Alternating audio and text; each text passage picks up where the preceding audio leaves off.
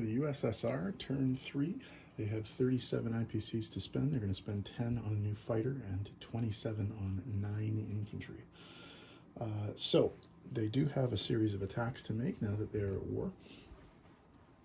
So starting up here in the north, they're going to be attacking Karelia with 1 artillery and 5 infantry from Novgorod. They'll be attacking the Baltic states with 1 infantry and 1 artillery. They'll be attacking Nenetsia with 1 tank, a fighter and a tactical bomber from Novgorod, and 2 mechanized infantry from Russia. They don't expect to win that, by the way. They just want to get rid of some of this stuff. They will also be attacking down here Bessarabia with 1 infantry and 1 artillery from Ukraine. Over in China, they are going to be attacking Kwaichao with the 2 tanks and 2 mechs from Shanxi. So that would be it. That's all of the attacks that we have, and we'll see how we do there. Okay, for the attack on Karelia, we have 4 unsupported infantry and 1 infantry supported by an artillery, with the Germans defending with 1 infantry. No hits. So the Germans are going to get a freebie. And they hit. So not an auspicious beginning for the Russians, but we'll see what happens. All misses again. Hit. Jesus Christ. Glad I brought that many guys. Miss. Bloody hell. Miss. Hit, finally. Okay, so they will take the territory.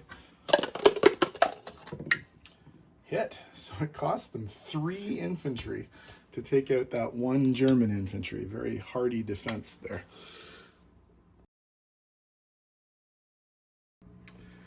Okay, all of a sudden don't feel really good about this attack on the Baltic states. So we have an infantry and an artillery. Hit. Okay, there we go. Miss. Okay, so Russia takes the territory with no casualties. All right, this is the attack on Bessarabia. Same unit profiles. An infantry and an artillery versus a lone infantry. Hit. There we go. And miss. So Russia takes the territory, no casualties. All right, for the attack on Nenetsia, we have 2 mechanized infantry at 1, a tank at 3, fighter at 3, attack bomber at 4. Not expecting to win this one, but we're going to see if we can whittle down some of the pieces. 2 hits. So that's not terrible, but we'll see what happens. Germans defending with an artillery, 3 infantry, and 2 tanks. 4 hits. Oh, Jesus. Okay, well, that did not go well. Okay, so we're losing the 2 mechs, the tank, and the attack bomber, and we'll save the fighter, and obviously we will retreat at this point. For the attack on Kwaichao, the Russians are coming in with 2 mechs and 2 tanks. 2 hits, both with the tanks. So the mechs are dead. 2 mechs and 1 tank. 1 hit. I think we'll keep going. I think that's a good trade. 2 hits, they only needed 1, so the territory will be taken. And they miss. So the Russians take the Chinese territory back with only 1 casualty.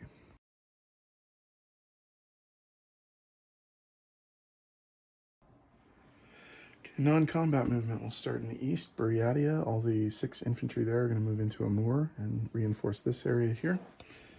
Up in Shanghai, they're going to move 2 infantry into Shanxi.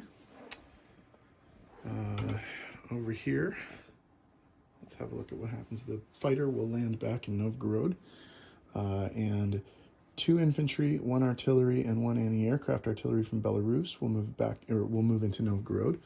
2 infantry from Belarus will move into Smolensk. Big stack from Western Ukraine. That looks like 7 infantry and an artillery will move into Smolensk. The 2 infantry from Bryansk will move into Moscow. And I think that's all the movement. So let me tidy this up and we'll be back in a sec. Okay, in terms of placement of new units, 2 new infantry are going to go into Novgorod, and the new fighter is going to be built in Novgorod as well. 3 new infantry are going to be built in Ukraine, and 4 new infantry are going to be built in Russia. In terms of income, they get back 1, 2 from Germany, and then they liberate Kwai Chao for China. So if we go to the board here, Russia goes up 2, Germany goes down 2, China goes up 1, Japan goes down 1. Okay, so in terms of income, the Russians are sitting at 36 IPC base income, plus they get another 5 because, what is it? It's Russia's at war, C-Zone 125 has no Axis warships, Archangel is Russian controlled, and there are no allied units in Russian territory.